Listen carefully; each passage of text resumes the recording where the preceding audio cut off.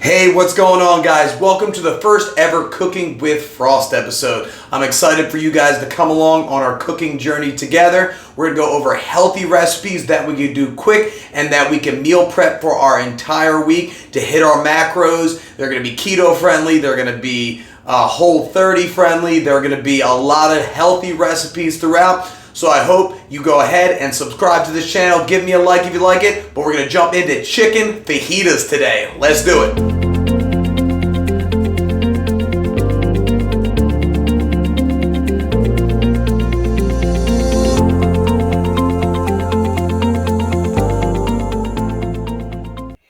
All right, so what we're going to need for our chicken fajitas today, grabbing, of course, we're going to need chicken. And next thing we're going to be grabbing is our vegetables. We got 2 nice Spanish onions, followed by 3. Well, there's 2 right there. Oh, here's the third one. Don't fall. Coming in also with 3 red peppers too. So I can count. Yes, there's the third. So this is what we're going to be starting with. Then, of course, we're also going to need a big pot. And also, if you're going to want a second pot, you can grab a second pot as well. All right, we're going to need to get a little bit of space. So let's go ahead and place those vegetables over to the side, out of the reach of Lucy. She's my puppy. But to open up our chicken, we're going to need a nice knife. Grabbing my chef's knife. Let's go ahead and, ooh, yeah, I probably could have done that a little bit more gracefully, but it happens. Let's grab a piece of chicken. I like to keep the container right next to me. So when I do cut apart that chicken, I got little things I'm going to cut right off. So when I cut it off, I can place it right into that container because that container is going to be going right into the trash can after we're done. So once we're done getting rid of that extra stuff, give it a couple slaps, flatten it out. We're going to cut this baby in half, kind of a butterfly. Make sure you do not cut your hand. We're going to have 2 nice and flats, fillets. Now we're going to cut it long ways. This is going to help with that fajita type feel in the mouth and that fajita type look. So we're looking to have nice and even slots. I showed you right there, nice and even cuts that we're going to be able to make sure they cook quite evenly as well. That's very important. So once we're done cutting those fillets into even strips, we're going to kind of even them out so we can make even more precise cuts. So we're evening them out right now, placing them right back onto the cutting board. From here, let's go ahead and cut. There we go, getting those cuts in evenly. And this is going to help not only there just be a nice consistent cut throughout. And as you can tell, all I got to do is get a little bit of caffeine in me and I can cut a lot faster. No, I'm kidding. We're in speeding like 8 times through. So just getting through all 3 of those chicken breasts. I think I had about 1.5 pounds, maybe 2.5 pounds. I forget at this point. Once we're done all of that, getting everything nice and cut up. Next thing we're going to need to do is get some spices. So first thing, I like a little bit of olive oil, 2-3 tablespoons, a little bit of salt on that baby. Of course, a little bit of pepper, ground black pepper, and my favorite thing, fajita seasoning. This is going to make it so easy. Now we're going to mash that together, get all those ingredients incorporated, touching every piece of chicken. That seasoning, that fajita seasoning will save you so much time. You can make your own fajita seasoning at home, but this is just all about easiness. This is just about getting prepared for the week. So finally got all that. We're going to place it right into a hot pan. As you can tell, my camera wanted to refocus.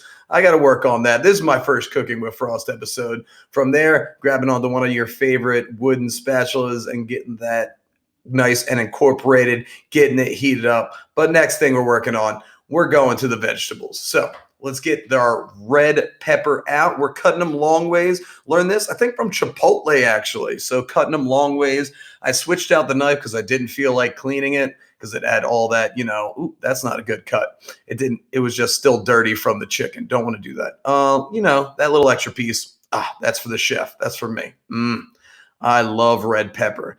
So again, we're going through, speeding through. But at this point, I realized I need a better knife. So I ended up actually washing. Oh, I didn't do it yet, but I ended up actually washing my knife because that little knife is relatively annoying. But from here, once we get those even slices, we're going to cut it basically like that chicken. right long ways, making sure not to cut your fingers. Not the best technique in the world, but you're going all the way long ways, getting consistent strips throughout. And you could do one or two of those. So again, long ways, making sure they don't fall off that cutting board too much.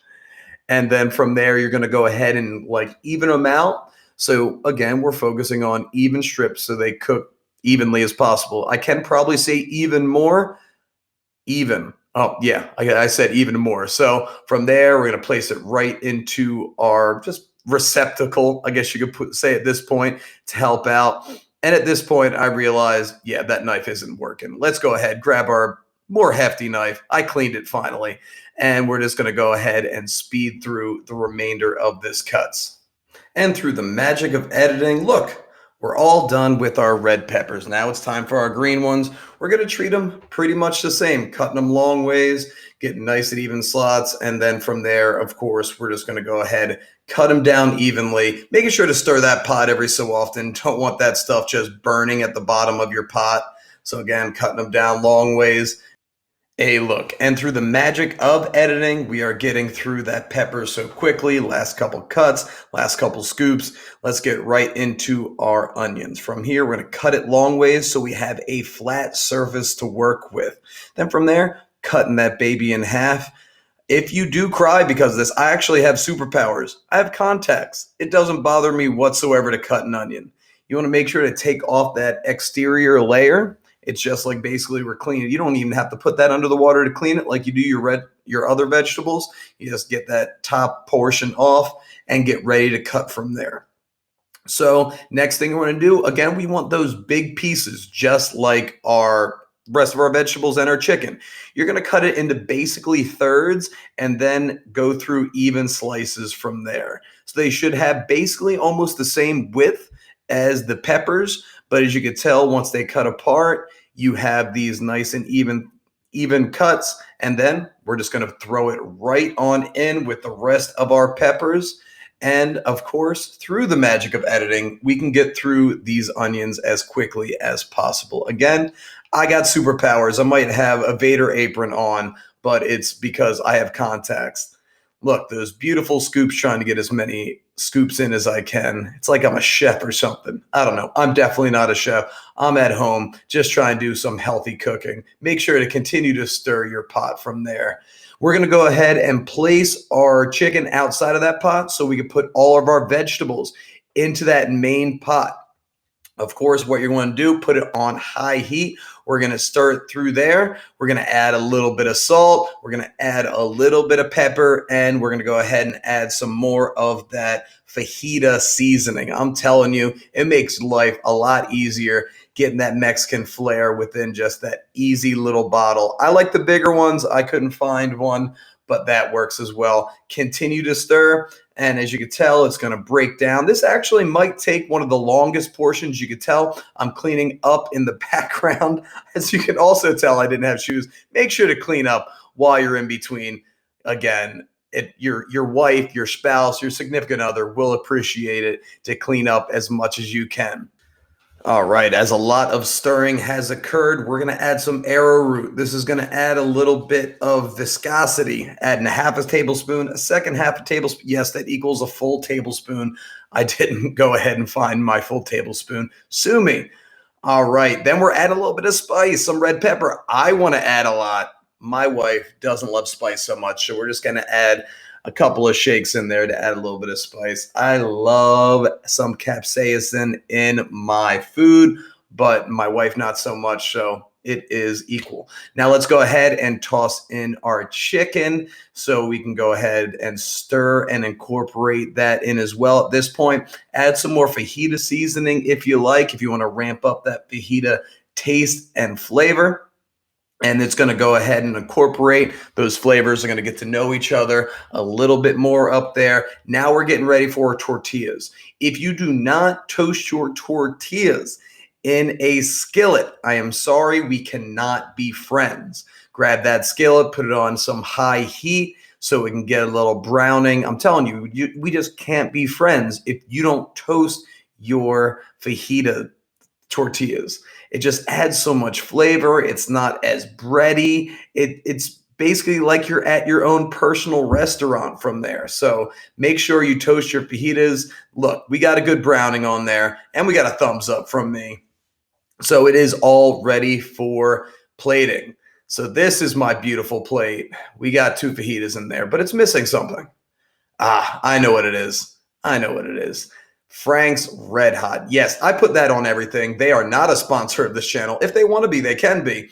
But literally, I put that ish on anything. And it's very healthy, only minimal ingredients. So you can always make sure to hit your macros while not putting all these extra ingredients, those extra additives and preservatives. Oh, taking a bite. You should smell this. Oh, yeah, a good thumbs up shake. Guess what, guys? I'm hungry. I'm going to go ahead and eat this off camera. And yes, I got a Corona ready to go. Cinco de Mayo. Have a good one, guys. Hopefully you guys enjoyed my first Cooking with Frost episode. Please subscribe. Please hit that like button and comment down below which video, which food you'd like to see next. And stay healthy, guys.